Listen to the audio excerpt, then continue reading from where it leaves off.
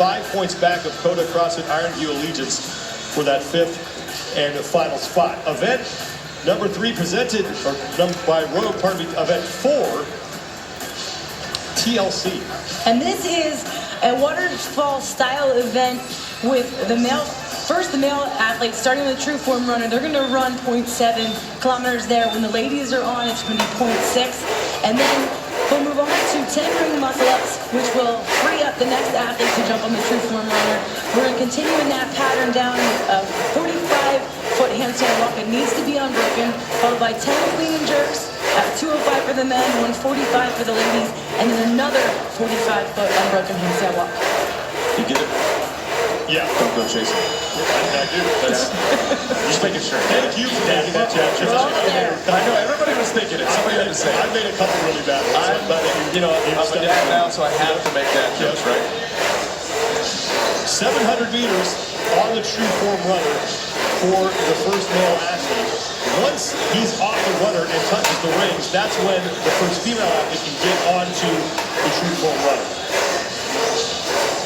And so really the key to any waterfall style event is you can't have a log jam. You need your first athlete to be your fast guy, get off the first part of the event. For this one, it's the true form runner, so send somebody fast. You need to check your rear view mirror, know where people are at. If you have a final cleanup person that will do well in this event with these movements at the end, you send them as well. But that pairing and who you send at what portion of this event is really important. Yeah, you definitely want to send out your fastest runner first, and then as long as you're not holding anybody up from getting on that runner, or getting off the runner, I should say, then whoever your fastest female is through the actual movements, that's what you want. So, what did you talk about when you addressed your team getting ready for this one? Yeah, there's not a ton. These guys have tested these workouts, and they've had the luxury of having probably 10 days on it. The one piece, the one thing that they don't have at their disposal is this true form runner. We use the assault runner. It is an entirely different stimulus. There's a different curve to it. I feel like the true form is a little bit harder, a little bit more hamstring, a little bit slower pace. So one thing you're going to watch and see is, some of these teams might have access to an assault runner. They might blow themselves up a little bit thinking they can hold that same pace. It is a little bit different. When these things get warmed up, it's a little bit different too. So, Luke, you watch Luke here, he'll run fast. Angelo's going to run really fast. I had to actually come through and clean up a little bit for Sasha because Luke came to her and telling her all her paces she needs to run, and she turned around and just had this look of just complete confusion on her face. And I looked at her and I said, hey, don't worry about the number on there. Go by how you feel, because you need to be ready to hop right up on those rings in a minimal amount of sets. Be able to handstand walk. She's great with a barbell, and be able to finish the handstand walk. So Luke gets so, man, the heart is there. The kid, he wants to go all the time, and he's going to be 1,000%. But, like yesterday on that snatch complex, he could have snatched 315, and he thought he was going to, but you just don't need to. You don't need to take that risk and take that chance where you can steal some points and take some points from other people. So Luke Parker was the first man onto his 10 ring muscle ups, and then over lane 7 across the kilo 2. They sit in second place. Brandon Hornback on the muscle ups for his team. And now in lane 6, CrossFit Shoe Fly Storm Squadron, Nicholas Reed is onto the 10 ring muscle ups.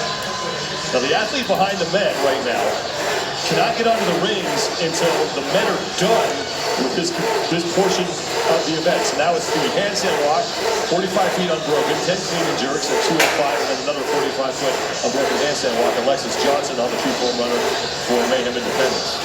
Yeah, so you are going to see, hopefully you're not going to see a log jam. You're going to see real quick though, if that's going to happen, and then it's just going to kind of hold you up down the line on some of these other teams. So looks like Luke's moving pretty well. The other two guys next to him moving pretty well as well. Luke Parker will be the first man to the 205-pound barbell. He has to complete 10 reps here at 205 pounds, 10 clean and jerks. But for Luke, really, the biggest thing is for his tempo. He doesn't have to go crazy fast because really Alexis is also watching him. So yeah, he's going to run about 230-ish. She It is a little bit shorter for the females. It is, like I said, it's hard to tell with this, the true form runner versus, like I said, they tested it. They did do a little extra, I think 100 extra meters when they tested it, just to account for the true form and the difference, just to make sure and see. So we're going to see real quick how that is. Luke Parker on the left, he's in the lead, and then Alexis Johnson on the right. Parker has 4 reps remaining on his set of 10 clean and jerks. We did see a couple teams in the previous heat get stuck on that last handstand walk after the fatigue from, I mean, you got some muscle ups. Round 2. Jason Khalifa softball. Yep. Good thing we didn't test that again. Bring back the skills. Man, she's not going to live that one down. She is going to have to retreat all the way into someone else's lane in order to get that piece of equipment. So she's done with the 45-foot handstand. She ain't even going to use it. And the best is that you're on air saying it. I know. And this is amazing. This is amazing. Now 10 clean and jerks at 145 for Alexis Johnson. About probably 3 or 4 rep lead by the time she gets there. Across the shoe fly storm squadron in lane 6. Decor lane 9. Right in second. Decor there as well. Camo and 4th. Yeah, but unless someone starts holding on, she already has a 4-rep lead. Yep. I don't foresee many touch and go reps here. You might see some touch and go from Sasha when she gets there. Shayla Laurie is in the middle of your screen. She's the athlete for CrossFit Shoe Fly Storm Squadron who sits in second place behind Alexis Johnson and Mayhem Independence. They're in second place overall coming into this event. Just 35 points out of first place. They have a 10-point lead on Camo Athletics for that second place position. They had a really good day yesterday. Usually you'll see some of those teams that do really well with the barbell. Once you see some team stuff or some synchro stuff, they start to fall apart just a little bit. They did really well, so I'm excited to see what they can do here the rest of the weekend. And then also, I mean, barring anything major, they'll make it to the games. Alexis Johnson is done as Angelo DeChico is going to be the next man out for Mayhem Independence. Yeah, it's really going to come down to that final female, I have a feeling. No team in heat number 1 was able to complete the entirety of this event inside the 15-minute time cap. The 4:17 got the farthest. It was 17 reps shy of finishing as Alexis Johnson comes in. Angelo DeChico will get to work on his 10 muscle-ups as Mayhem Independence stays in the lead. Shoe Fly Storm Squadron sits in second place.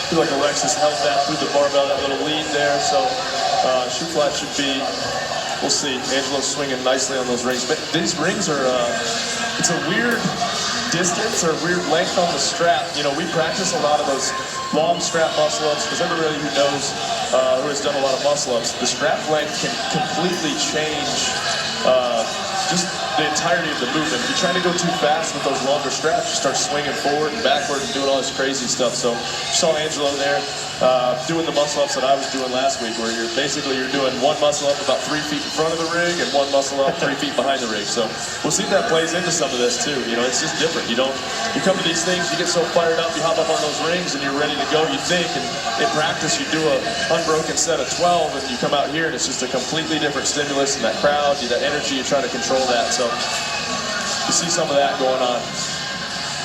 Chico on the barbell for his 10 reps at 205 pounds. Sasha Nieves is on the true form runner. She'll have to complete 600 meters on that.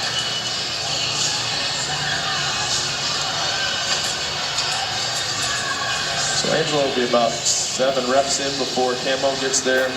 Is it Camo? Yeah, Camo's in third, or in lane 3, so.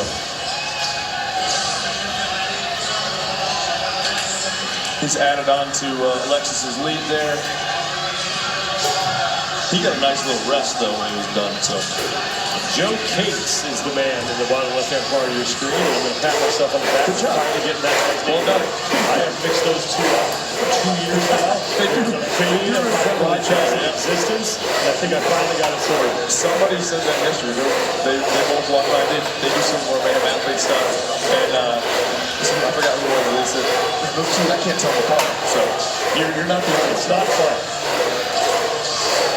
finishing up those cleans here. It's all going to come down to Sasha. Angelo got real lucky here. Only 90 foot of handstand walk. If there's one thing Angelo DeGigo hates, it would be the handstand walk. So this is about perfect for him. 90 feet at a time. It's smartly resting. There's no reason. Sasha's not done yet. And that's why I just, what I love about Matt and what I love about Syndicate is how much time they put into the team events. And you can tell they don't just, I don't want to say a lot of people just pass the teams off and they're just kind of like, whatever. They take their time. They do a really good job of team programming. I just don't love a waterfall event because it's the one place you can hide somebody. You can try to pat them between some people, but you still got to pull your weight here and do your thing. So Joe Case just finished up his set of 10 clean and jerks. Camo CrossFit really looking to same time. Round 3. So you can cycle that thing for 10 and hop right back up on their hands. 10 clean and jerks at 145. Nieves gets to her barbell first, and she gets right to work. Wes Chase going to try to join the party here. Sasha's so strong and so moves that barbell so well. I don't feel like it's going to be an issue here. Toya Nelson from Camo Athletics CrossFit trying to keep pace with Sasha Nieves. Nieves is taking quick work here. I think that's why they put Sasha here at the end. They knew that if it came down to the barbell, she's really proficient on her hands. She can do a handstand walk fatigue, really good at that. And with her with the barbell, she just touches Here she it. goes. Coming up for Nieves. There it is. Just make it feel like you're getting close enough and then power still the limit of you. So hopefully she's smart here, ready to kick out. Just big. Sasha Nieves looking to get inside that time cap. Won't matter because they're going to win the event. Regardless of where she finishes. She's the only woman on the final handstand walk. She may have gotten across. The only thing she didn't do was cross the finish line. So Mayhem Independence picking up their 3rd event win in 4 events here at the Mid-Atlantic CrossFit Challenge. You mentioned letting somebody get close and then kicking into another gear. Makes you think about what you did at the games last year in that nighttime event inside the Coliseum. Oh man, that was a fun. That's a memory. One of my more memorable. One of the things I remember the most. Well, I don't know. You can tell them this really, but it was a ton of fun. It was cool in the stadium, and you get when the crowd starts counting your reps, nobody wants to hear ooh when you miss it. So that was the only thing that kept us from dropping that barbell. It was a ton of fun. That was a fantastic effort. I had the privilege of being able to call that. I appreciate that. It was a lot of fun to watch, as was that last event, Mayhem Independence, bringing home another event win as they are in control of the top spot on the overall leaderboard. Luke Parker ran the opening leg there, and then Sasha Nieves brought it home for the win. And it was the work that Nieves did on the barbell that really was the difference. She was singles for the first half of that set of 10, and then when she got with inside 5, she just poured it on. Luke Parker started this thing off and gave a really good cushion, and then he really just opened the door for all the other athletes to follow behind, Alexis Johnson. And then the wrap-up that we were hoping for, with Rich up here talking us through sending Sasha at the end, was the hope that it was going to come down to hang tight. Let's go back to Alexis's throw. They added it in the replay just to make sure. I don't know what that was. She is a math major, so you know the trajectory, the geometry of what goes on. The trajectory of the ball. I think she missed too high. It was too high. It was too high. Just in case anybody missed it, we just wanted to get that in there again. Major league. Yeah, thank you. And C. But it was Sasha at the end who had her little race, but really she just put the nail in the coffin with that one. Hold on for her final 3 reps of clean and jerks. Yeah. Give Sasha a barbell, and she's one of the top ones to watch for sure. Mayhem Independence, the event win. Let's send it down to Nikki Brazier with the crew from CrossFit Mayhem.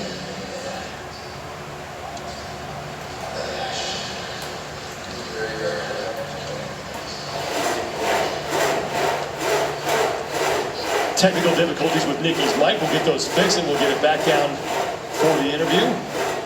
The good crowd is on hand here on this Saturday at the Mid-Atlantic CrossFit Challenge. It's a cool venue. You know, hockey venue. Last year was awesome being at Thompson Bowl, but this is a cool spot too. A lot more intimate here. Intimate, yeah, intimate, good word. Does it remind you of regionals?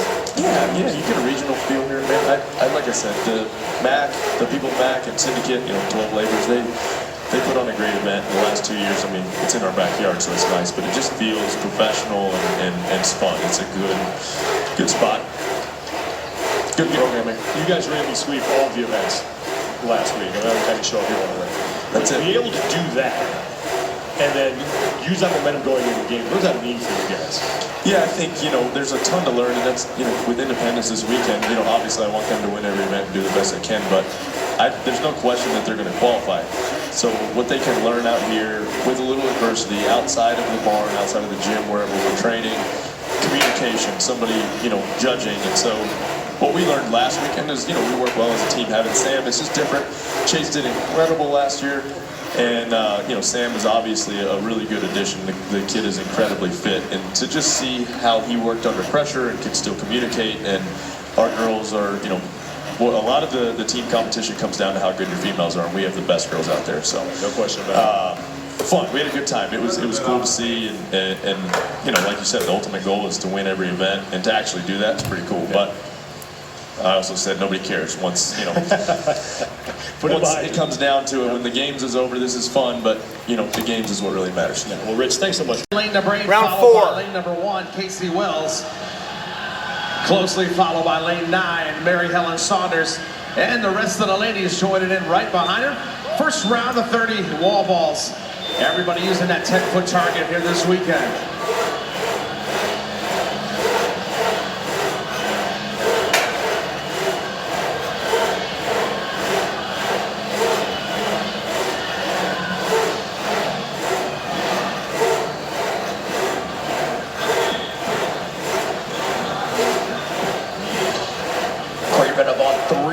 On our clock. And again, I think we're going to see it kind of tight all the way through the first round or two. But again, folks, don't forget, this is a 4-round event. Lots to do. Lots to be done. We're just getting started. Hand in the air for a couple of our athletes wrapping up their wall balls. Shorts in lane number 3. Starting to chalk up, but it's going to be down in lane number 8. Irons, the first to go to work on her chest bar. Not far behind, Wells in lane number 1. Schwartz in lane number 3. Spence, of course, Irons and Saunders. All those ladies putting in work, clipping away at their 20 chest to bar pull-ups. Irons going unbroken that first set of 20. And first athlete onto the tank push, an 80-foot tank push before grabbing onto that rogue sandbag, a 100-pound sandbag. And out down in lane 2 and 3, right about the same time, Samantha Pentrix and Jessica Schwartz. Your 1, 2, and 3. And now here comes the rest of the field, lane number 9 as well, Mary Helen Saunders.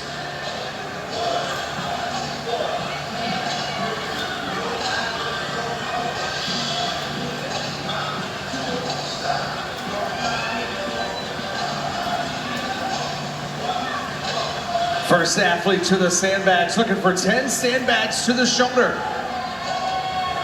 100 pounds for the ladies. And that's going to be Leah Irons out of CrossFit Ammo. As we come up on the 5-minute mark. One more tank push after the sandbags to complete round number 1 of 4.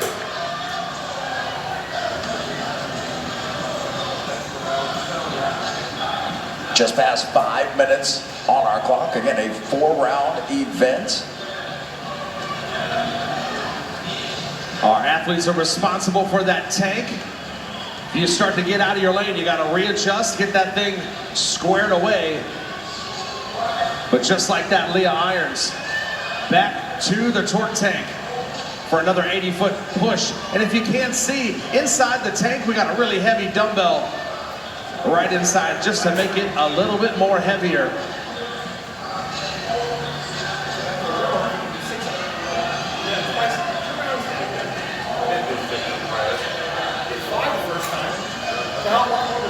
Been saying her name quite a lot this weekend. Leah Irons out of CrossFit Ammo on the return trip with the torque tank. About ready to start round 2 as we pass 6 minutes.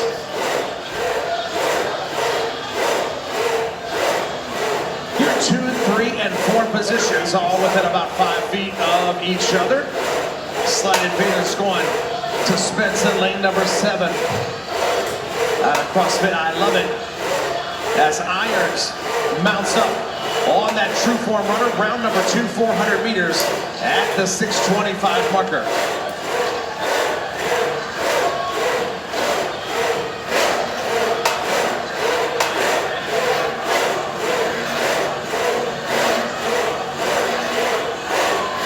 Nice shot of Leah up there on the jumbo screen and the live stream.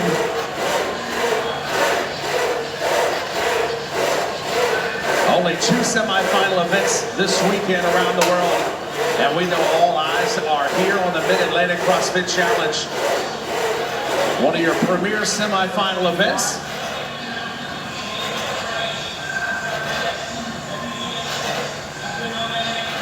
Several folks arriving back at their true form runner to kick off round number 2. Again, that's a 400-meter run to start things off. We saw some pretty quick 400s. Not crazy fast, but fast enough. Sub 2 minutes on round 1. We'll see how things shake out here on round number 2. A whole lot of work's happened since then. Seems like a really long time ago, but it was only about 4 minutes. Probably way longer for them than us watching.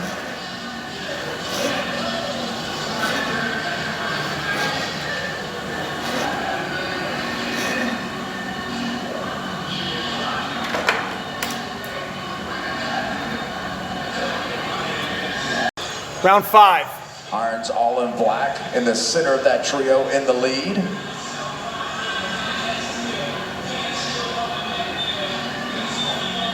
Schwartz now joining them down in lane number 3. Little separation. Irons wrapping up those raw balls. At the 10-minute mark, turning, getting herself situated for her next round of chest to bar pulls. This is 20 chest to bars.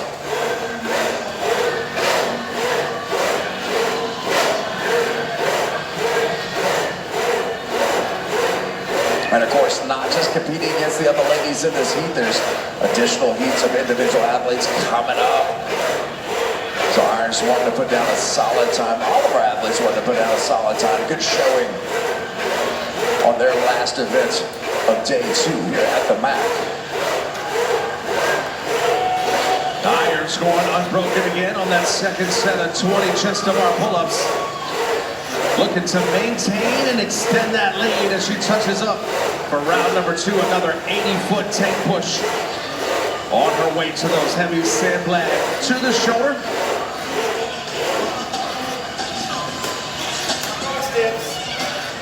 Saunders also onto the chest to bar pull-ups.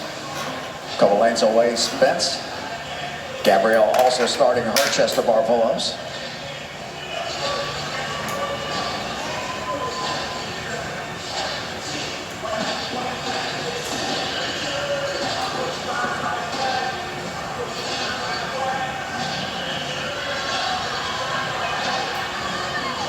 Just about over that line for the second time. Leah Irons, lane number 8, your leader. She heads over to that rogue sandbag, 100 pounds for the ladies today. On the MAC mile area, that 4-rounder. Your leader trying to finish up round number 2 as we come up on the 12-minute mark. Approaching that halfway marker, 25-minute time cap for the MAC mile today.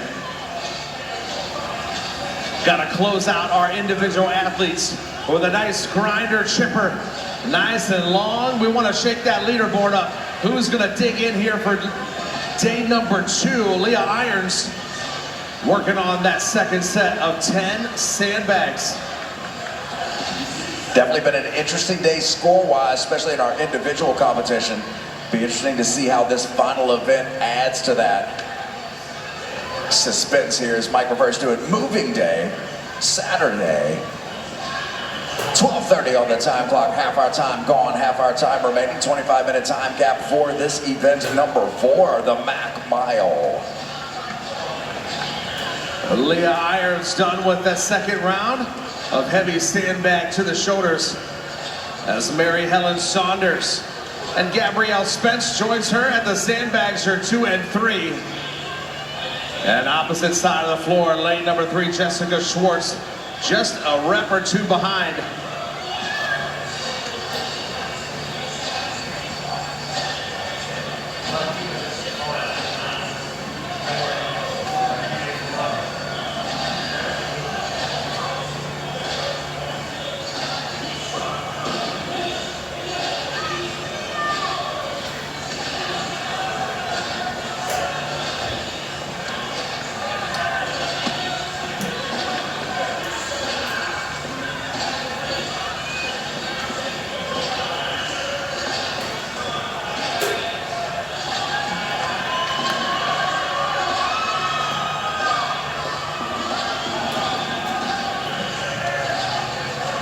Make the return trip, heading back to that true form.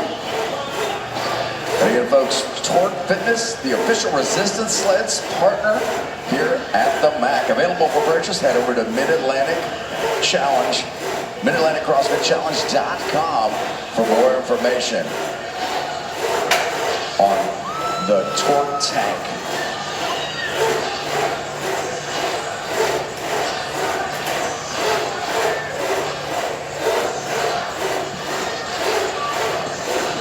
Irons dig it in for round number 3.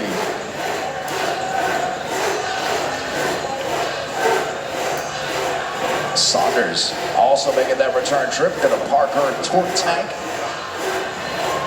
astride Irons and go back to work herself on her next 400 meters.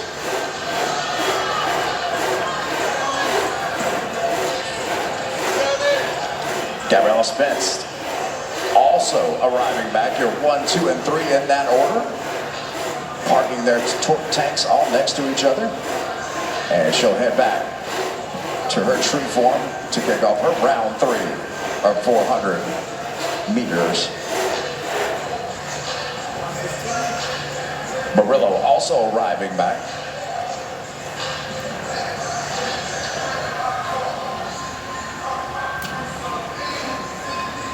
A 25-minute time cap slips away. You look at the clock and it's 15 minutes in. Your athletes working hard. Your leading ladies on that true form, working in round number 3.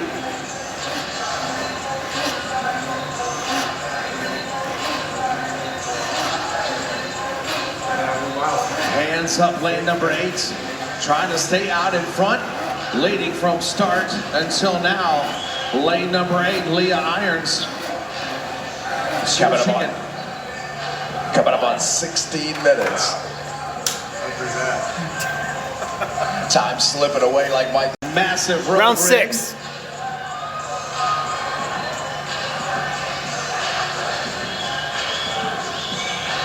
Irons turning away from the wall balls. Chalk it up for the next phase of round 3, which will be chest to bar pull-ups.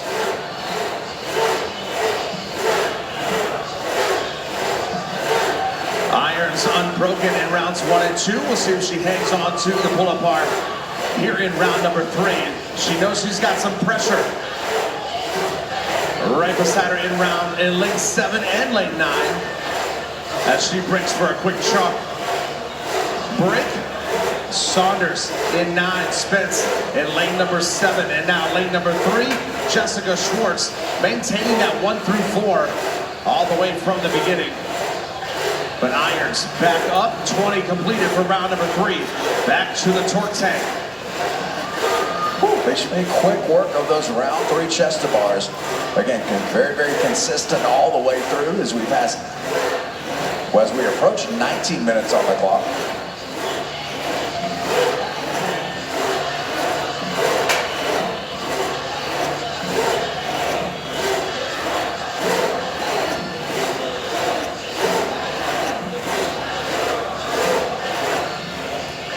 Crossing over the 19-minute mark. 6 minutes remaining. 6 minutes.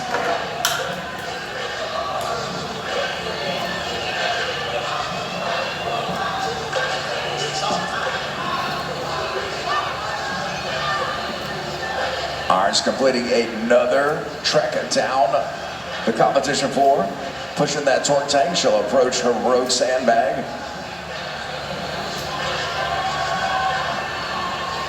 Mary Helen Saunders back to the torque tank. Round 3 chest to bar complete.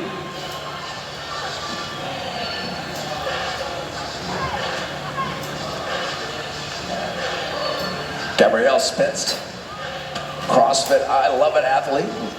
They're in lane number 7, working her way through this round of chest to bar as well. Currently in 3rd in this heat. We passed 20 minutes on our time clock.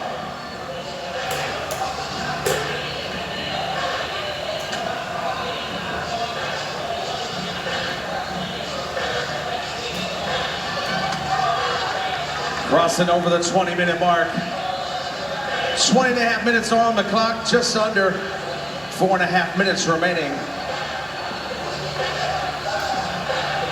Saunders, round 3 on the torque tank complete. As her leader Irons heading back for round number 4, final push on the torque tank.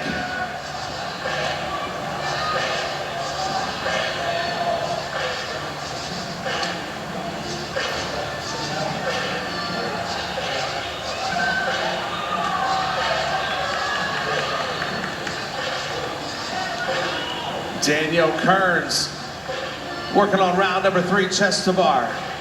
Lane number 6. Rachel Thibodeau trying to finish up round number 3 on those wall balls. 30 wall balls each round.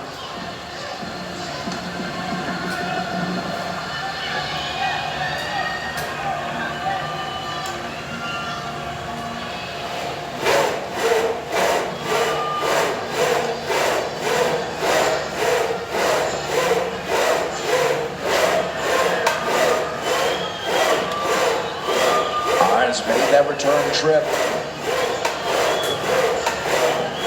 Making her way back to her true form for her last look at the run. As we approach 22 minutes on the time clock. 3 minutes remaining.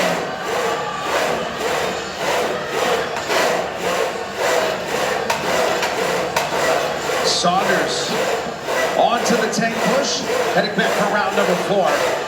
As time slipping away, just under 3 minutes remaining. Your leader, lane number 8, Leah Irons, trying to accomplish as much of this 4-rounder as she can, with 2 more heats to come to follow.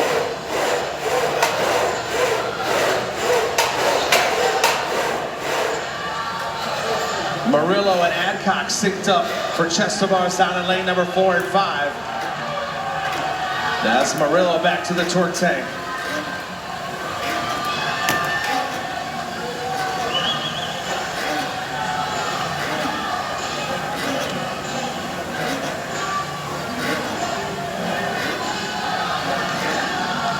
Coming up on 23 minutes, 2 minutes remaining. Saunders arriving back at the ring. Passing underneath to her true form runner. She'll kick off our last 400, 1 lane away, all in black. Leah